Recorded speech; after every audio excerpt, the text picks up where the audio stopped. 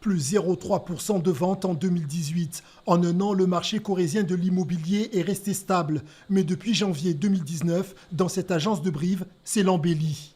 Jusqu'à 150 000 €, là on a énormément de demandes. Malheureusement pas suffisamment de maisons à proposer en face, mais on arrive quand même à en trouver quelques-unes.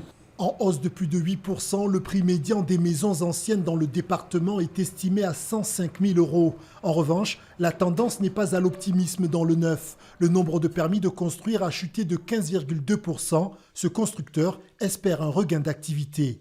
Aujourd'hui, donc la maison que nous avons ici est un type plein pied avec l'élévation de vie sanitaire que l'on voit ici et la première couche d'isolation qu'on utilise en dessous avec des entrevous et les poutrelles que vous avez là.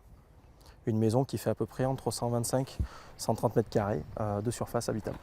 La fin du prêt à taux zéro programmé en décembre, le manque de foncier sur le territoire qui fait grimper les prix. Les professionnels de la filière réunis à la CCI se disent inquiets pour 2020, d'autant que les normes de construction sont de plus en plus exigeantes.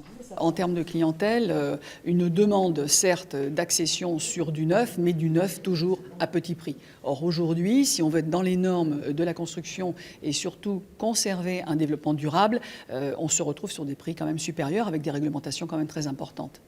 Malgré ces incertitudes, l'Observatoire de l'immobilier relève une amélioration du marché en Corrèze. L'an dernier, le département a enregistré plus de 6 200 transactions.